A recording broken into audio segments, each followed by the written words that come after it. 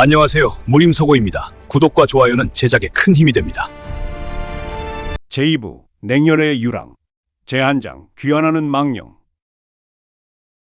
단원의 심연은 빛조차 삼키는 무덤과 같았다. 하지만 백운이는 죽지 않았다. 스승이 남긴 자폭진법은 역설적으로 그를 집어삼키려던 정파의 칼날들로부터 그를 격리시켰고, 무너진 집안은 그를 거대한 지하수로로 인도했다.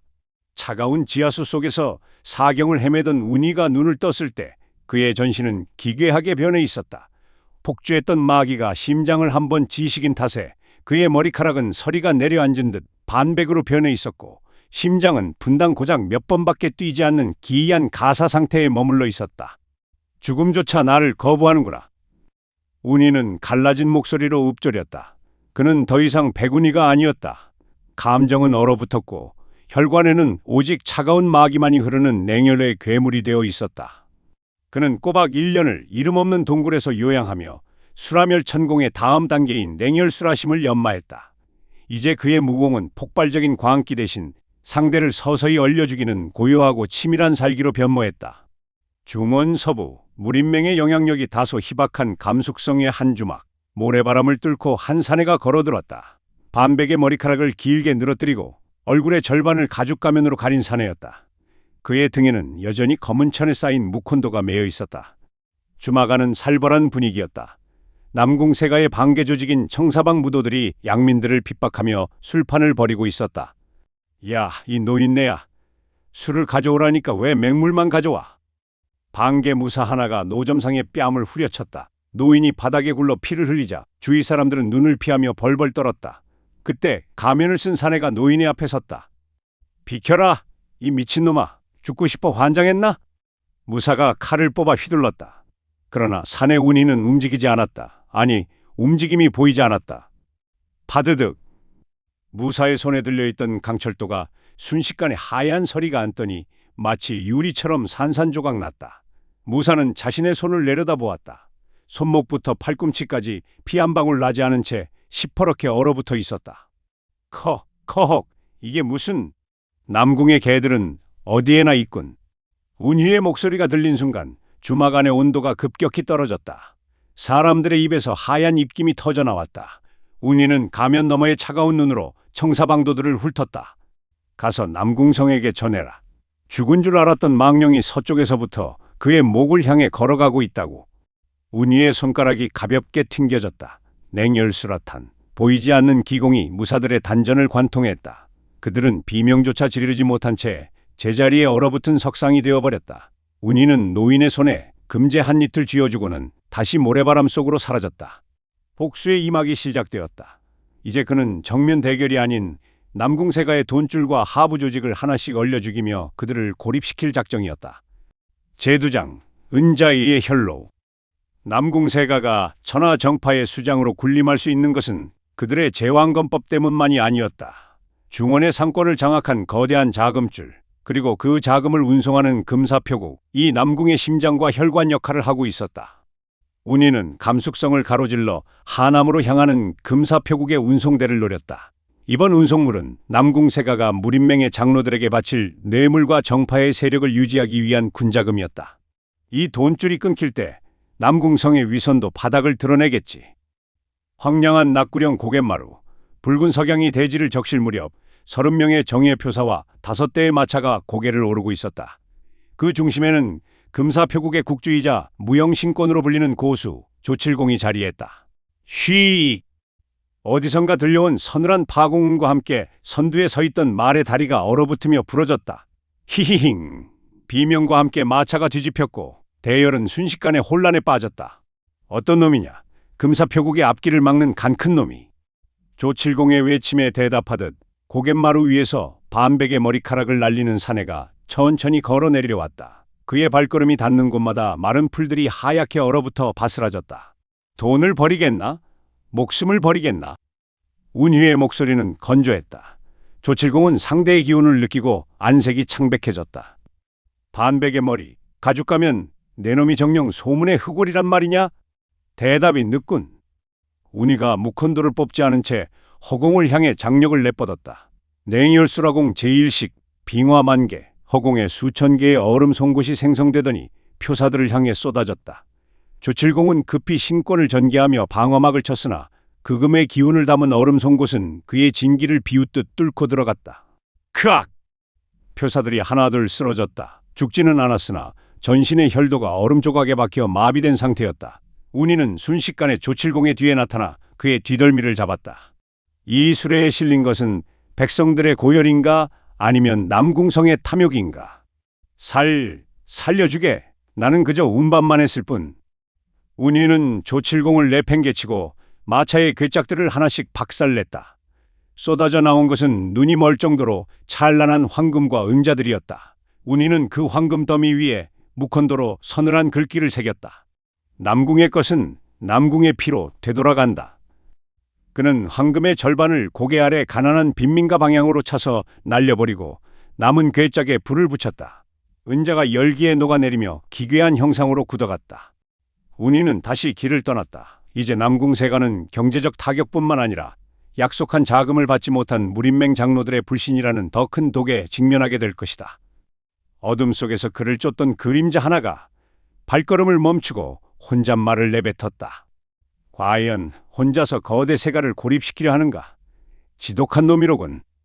그것은 남궁성에게 고용된 또 다른 어둠, 흑도 최고의 살수 귀면랑의 낮은 읍조림이었다. 제세장, 귀면의 매복. 금사표국의 붕괴 소식은 남궁세가의 가신들 사이에 파문을 일으켰다. 자금이 끊기자 무린맹의 원로들은 남궁성의 자질을 의심하기 시작했고 남궁성은 분노를 넘어선 광기에 사로잡혔다. 그는 정파의 법도마저 어기고 흑도 최고의 살수 집단인 만사전에 거액의 현상금을 걸었다. 운이는 하남의 경계, 안개가 자욱한 귀곡림을 지나고 있었다. 숲의 공기는 유독 무거웠고 까마귀들조차 울음을 멈춘 채 살기를 머금고 있었다. 죽은 자의 숲에 산자가 발을 들였구나. 나무 위에서 낮게 깔린 목소리가 들렸다. 운이는 걸음을 멈추고 무콘도의 자루를 가볍게 쥐었다. 안개 속에서 귀신 가면을 쓴 사내, 귀면랑 이 소리 없이 내려앉았다. 그의 양손에는 쇠사슬로 연결된 기괴한 쌍검 비열곡이 들려 있었다. 남궁성이 보낸 사냥개인가? 사냥개라니. 나는 그저 돈의 냄새를 맡는 늑대일 뿐이다. 니놈의 반백 머리카락이 황금 만냥이라더군. 말이 끝나기 무섭게 귀면랑의 쌍검이 허공을 갈랐다. 쇠사슬에 묶인 칼날은 뱀처럼 휘어지며 운이의 사각을 파고들었다. 챙강! 운이는 무콘도를 뽑지 않은 채 도신으로 연이은 공격을 막아냈다.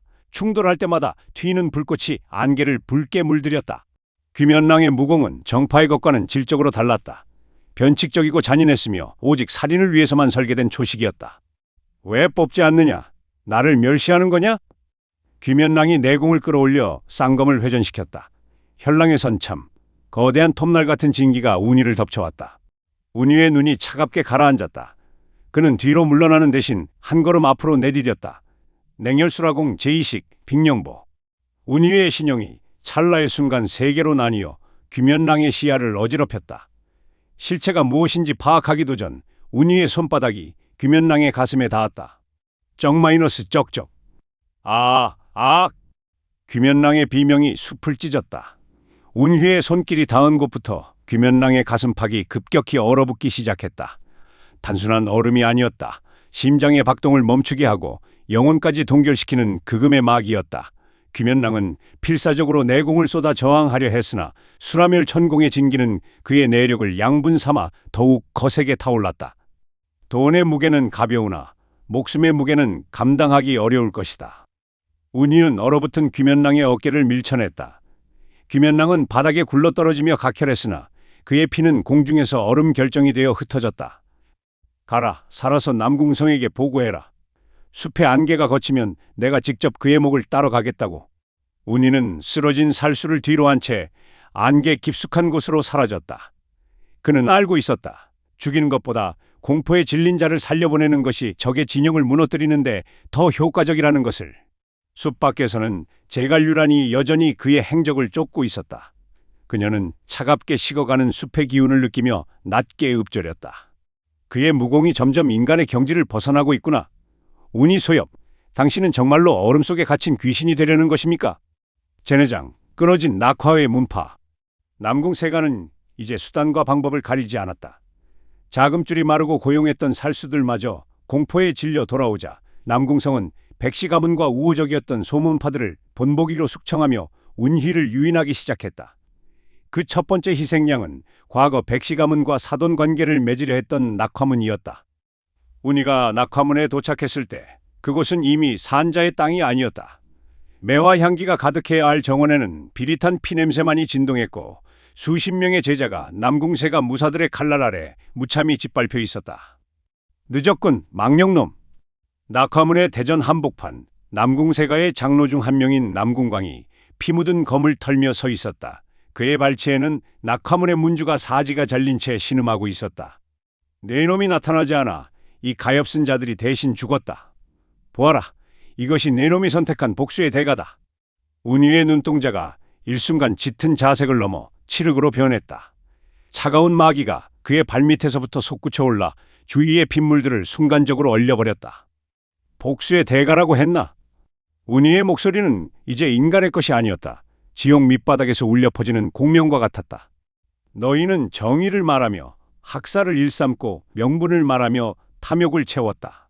그 위선이 가증스러워 이 땅에 얼음을 내리러 왔다. 냉혈수라공 제3식 만상빙결. 운위가 무컨도를 천천히 뽑아 지면을 향해 꽂았다. 순간 대전을 중심으로 반경 100장 약 300m의 모든 공간이 멈췄다. 휘날리던 눈발도 튀어오르던 핏방울도 심지어 남궁세가 무사들의 숨결조차 공기 중에서 얼음 결정이 되어 멈춰섰다. 이건 무공이 아니라 요술이다. 남궁광이 경악하며 검을 휘둘렀으나 그의 움직임은 마치 늪속을 걷는 듯 느려졌다. 반면 운위는 그 정지된 시간 속을 유령처럼 가로질러 나아갔다. 사각. 무컨도가 허공을 가를 때마다 얼어붙어 있던 무사들의 목이 소리 없이 바닥으로 떨어졌다. 피는 솟구치지 않았다. 잘린 단면이 즉시 동결되어 보석처럼 빛날 뿐이었다. 마지막으로 남궁광의 앞에 선 운희는 그의 가슴에 손을 얹었다. 남궁성에게 가서 전할 몸뚱이는 필요 없다. 네 놈의 영혼만을 남겨 이곳의 원혼들과 함께 썩게 하겠다. 운희의 진기가 남궁광의 전신을 관통하며 그를 거대한 얼음 기둥 속에 가두어 버렸다. 산채로 동결된 남궁광의 눈에는 영원히 가시지 않을 공포가 박제되었다. 운희는 폐허가 된 낙화문을 뒤로 하고 걸음을 옮겼다. 하지만 그의 발걸음은 조금 전보다 훨씬 무거워 보였다. 수라멸 천공의 극기에 다가갈수록 그의 인간으로서의 감정은 마모되어 사라지고 있었다. 멀리서 지켜보던 제갈류란이 차가운 안개 속에서 모습을 드러냈다. 그녀의 손에는 운희를 위해 지어온 보혈제가 들려 있었으나 그녀는 끝내 그에게 다가가지 못했다. 운희 소엽, 당신의 가슴 속에 남은 온기가 이제 보이지 않습니다. 운희는 대답 없이 차가운 달빛 아래로 사라졌다. 그는 이제 복수라는 이름의 고독한 빙하가 되어가고 있었다. 제5장 빈궁의 서신 그리고 재회. 낙화문의 참극은 남궁세가 뿐만 아니라 천하무림에 흑월 경계령을 내리게 했다. 정파의 고수들이 산채로 얼음 조각이 되었다는 소문은 무인들의 간담을 서늘하게 했고 운희는 이제 인간이라기보다는 하나의 재앙으로 취급받기 시작했다. 운희는 북풍이 몰아치는 산맥의 한 폐사찰에서 몸을 추스르고 있었다. 무공이 깊어질수록 체온은 낮아졌고 이제는 눈밭에 앉아 있어도 추위를 느끼지 못했다. 그때 정막을 깨고 전음이 날아들었다. 북해빈궁의 후예가 중원 무림을 피로 물들이고 있다는 소문이 사실이었군. 안개 속에서 푸른 무복을 입은 사내가 나타났다. 그는 중원인이 아니었다. 매서운 눈매와 은색 털 가죽을 두른 그는 북해빈궁의 소궁주 설천상이었다. 그는 운희의 주위에 감도는 기운을 살피며 서늘한 미소를 지었다. 우리의 빈궁과 닮았으나 더 사악하고 깊군. 마교의 수라멜 천궁인가? 우리 빈궁의 비기인 천년 한철을 훔쳐간 배신자를 쫓다 이곳까지 왔는데 뜻밖의 괴물을 만났어. 길을 비켜라. 북해의 일은 북해에서 해결해라. 운희가 무컨도를 다잡자 설천상의 눈에 호승심이 일었다. 하지만 대결이 시작되려는 찰나 맑은 피리 소리가 두 사람 사이의 살기를 갈랐다. 제갈유란이었다. 그녀는 여전히 눈을 가린 채 눈 덮인 숲길을 걸어 나왔다. 멈추십시오. 설소공주, 이분은 당신이 찾는 배신자가 아닙니다. 그리고 운휘 소엽, 당신에게 전할 말이 있어 왔습니다. 유란의 등장에 설천상은 기세를 거두었다. 제갈세가의 명성은 북해에까지 자자했기 때문이다. 유라는 운이에게 다가가 품속에서 낡은 서신 한 장을 꺼냈다. 당신의 아버님 백무영 가주께서 멸문 직전 제갈세가에 맡기신 서신입니다. 때가 되면 전해달라 하셨죠. 지금이 바로 그때인 것 같군요. 운이의 창백한 손이 미세하게 떨렸다. 서신을 펼치자 아버지의 강직한 필체가 드러났다.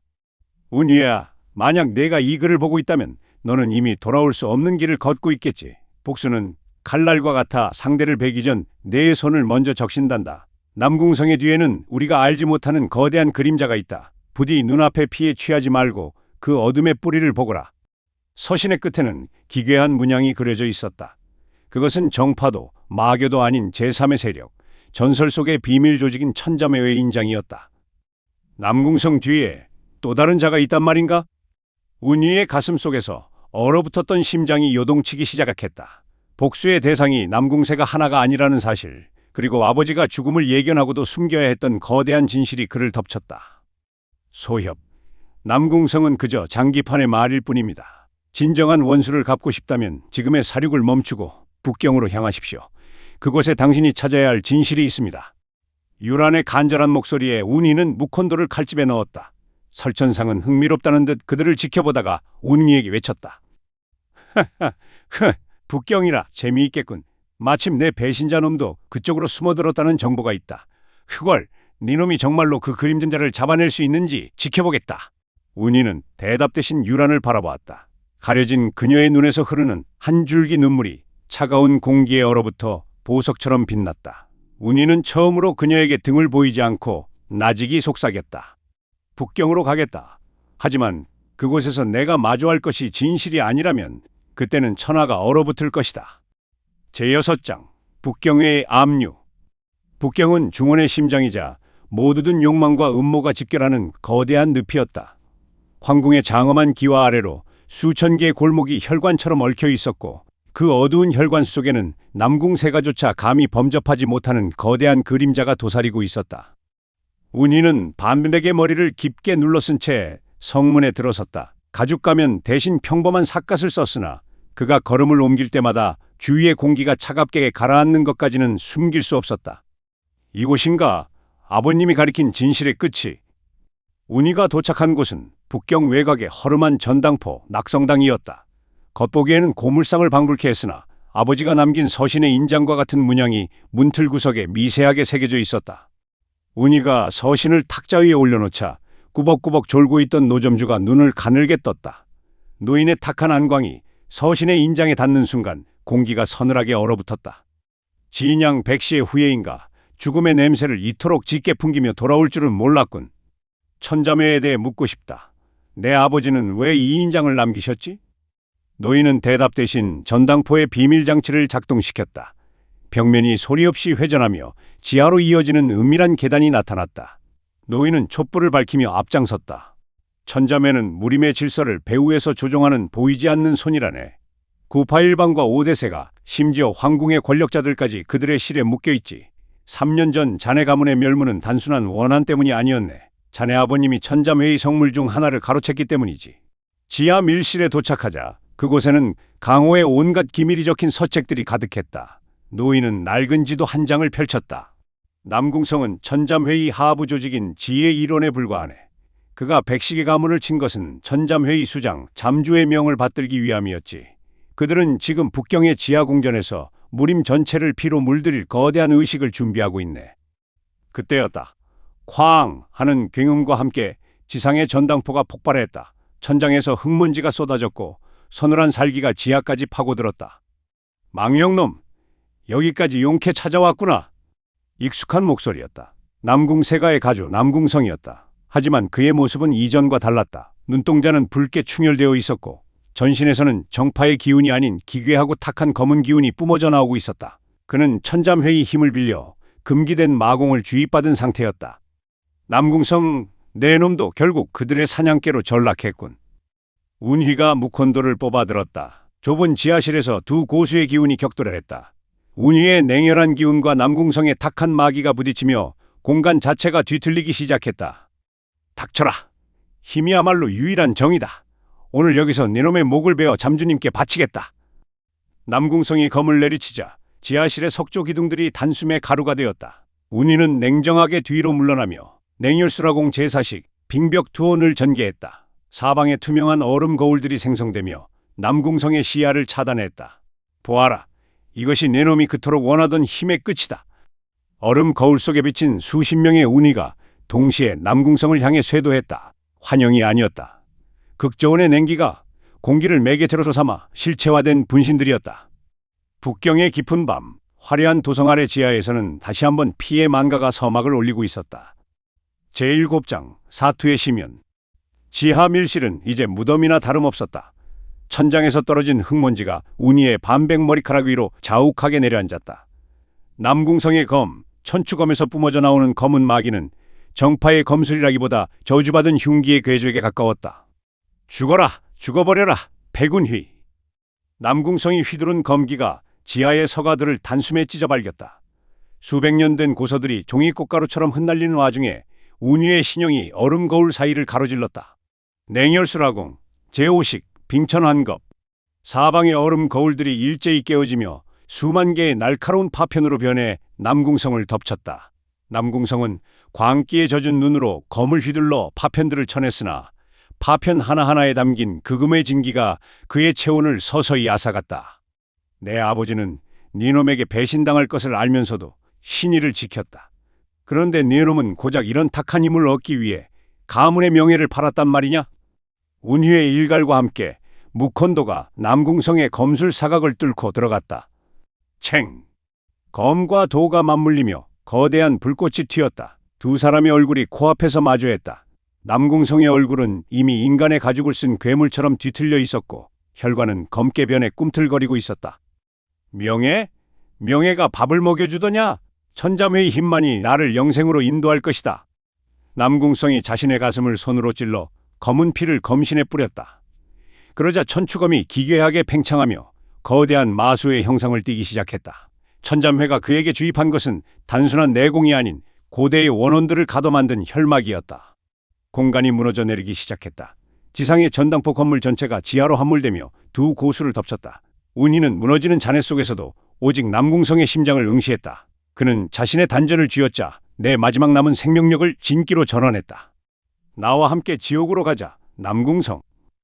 운희의 전신에서 푸른 빛의 안개가 폭발하듯 뿜어져 나왔다. 그것은 주변의 모든 유기물을 순식간에 동결시키는 절대 영도의 영역이었다. 남궁성의 검은 마기가 푸른 냉기에 부딪혀 얼음꽃으로 변해 바스라졌다. 운위의 묵헌도가 남궁성의 가슴을 관통한 것은 그 찰나의 순간이었다. 이럴 리가. 잠주께서 내게 영생을 약속하셨는데. 남궁성의 눈에서 붉은 광채가 사라지며 생명력이 급격히 빠져나갔다. 그는 얼어붙은 채로 서서히 부서져 내리기 시작했다.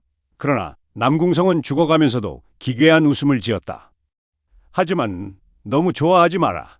너는 이미 잠주의 제단 위에 오른 곡물일 뿐이니까. 남궁성의 시신이 한 줌의 얼음가루로 변해 흩어졌다. 10년의 원한, 가문의 멸망을 주도했던 원수가 사라진 순간이었다. 하지만 운위의 가슴에는 통쾌함 대신 형용할 수 없는 허무와 불안이 밀려왔다. 무너진 지하실 위로 달빛이 쏟아졌다. 운위는 만신창이가 된 몸을 이끌고 잔해 위로 기어 올라갔다. 그곳에는 제갈유란이 아닌 수십 명의 검은 도포를 입은 자들이 소리 없이 그를 기다리고 있었다. 그들의 가슴에는 천잠회의 인장이 선명하게 새겨져 있었다. 그들 사이로 한 사내가 천천히 걸어 나왔다. 금색 가면을 쓴 사내, 천잠회의 수장 잠주였다. 남궁성이라는 장기말을 아주 훌륭하게 처리해 주었군. 백운휘, 이제 네가 가진 수라멸 천공의 마지막 조각을 회수할 차례다. 운이는 떨리는 손으로 묵헌도를 고쳐 잡았다. 복수의 끝인 줄 알았던 곳은 더 거대한 지옥의 입구였다. 제8장 최종장, 잠들지 않는 월광. 북경의 밤공기가 일순간 멈췄다. 무너진 낙성당의 잔해 위로 스며든 달빛은 푸른 서리가 되어 운이의 어깨 위에 내려앉았다. 정면에 선 금색 가면의 사내, 잠주에게선 그 어떤 기척도 느껴지지 않았다. 그것은 고요함이 아니라 만물을 집어삼키는 거대한 공동과 같은 위압감이었다. 내 아버지를 죽음으로 몰아넣고 남궁성을 괴물로 만든 자가 바로 내 놈이냐? 운휘의 목소리는 갈라져 있었으나 그 안에 담긴 살기는 어느 때보다 예리했다. 잠주는 대답 대신 가볍게 손가락을 튕겼다. 그러자 그를 둘러싸고 있던 천잠회의 고수들, 자명대가 일제히 운희를 향해 쇄도했다. 그들의 움직임은 그림자 그 자체였다. 빛을 등지고 어둠 속에서 튀어나오는 초식들은 정파와 사파의 경계를 허문 기괴한 형태였다. 운희는 만신창이가 된 몸으로 수라멸 전공극에 빅룡 혀물을 전개했다. 자신의 피를 랭기와 섞어 뿌리는 금단의 초식, 흩뿌려진 핏방울들은 공중에서 얼어붙어 날카로운 장미가시가 되었고 운희의 신형이 그 사이를 가로질러 나아갔다. 가각, 챙! 무콘도가 허공을 가를 때마다 자명대원들의 목술과 단전이 얼어붙으며 파괴되었다. 그러나 끝이 없었다. 하나를 베면 둘이 나타났고 셋을 베면 넷이 그림자 속에서 튀어나왔다. 운희의 의식은 점점 흐릿해졌고 단전의 기운은 바닥을 드러내고 있었다. 죽기에는 아까운 재능이군. 백무영이 너를 살리려 했던 이유를 알 것 같다. 잠주가 직접 움직였다. 그는 단 한 걸음을 내디뎠을 뿐이나 공간을 접은 듯 순식간에 운희의 코앞에 나타났다. 그의 손바닥이 운희의 가슴을 향해 천천히, 아주 천천히 뻗어왔다. 피할 수 있다는 생각이 들었으나 몸은 돌처럼 굳어 움직이지 않았다. 쾅! 그때 운희의 뒤편에서 거대한 폭풍과 같은 기운이 몰아치며 잠주의 장력을 받아냈다. 내 배신자를 찾으러 온 길에 이런 거창한 구경거리가 있을 줄이야. 북해빈궁의 소궁주 설천상이었다. 그의 뒤로는 은색 털가죽을 두른 빈궁의 정예 무사들이 벽을 만들며 나타났다. 또한 어둠 속에서 수백 발의 은침이 날아와 자명대원들의 혈도를 제압했다. 운희 소협, 정신 차리십시오. 제갈류란이었다. 그녀는 눈을 가린 비단을 풀어 헤친 채 눈물이 맺힌 눈으로 운희를 부축했다. 그녀의 눈은 멀지 않았다. 다만 천기를 엿보는 제갈세가의 비수를 위해 스스로 봉인해 두었을 뿐이었다. 북해빈궁의 제갈세가라. 오늘 이곳에 무림의 기재들이 다 모였군. 잠주는 여유롭게 뒷짐을 졌다. 그는 승부를 보려는 생각이 없는 듯 보였다. 백운휘, 오늘의 복수는 여기서 멈춰라. 남궁성은 죽었으나 네 가문이 숨겼던 성물은 아직 내 손에 들어오지 않았다. 네가 그것을 찾아낼 때까지 나는 기꺼이 네 성장을 지켜봐 주지. 잠주와 천잠회의 무리들은 연기처럼 소리 없이 사라졌다. 압도적인 무력 앞에 운희는 분노보다 깊은 무력감을 느꼈다. 운희는 유란의 품에서 정신을 잃어가며 북경의 하늘을 올려다보았다.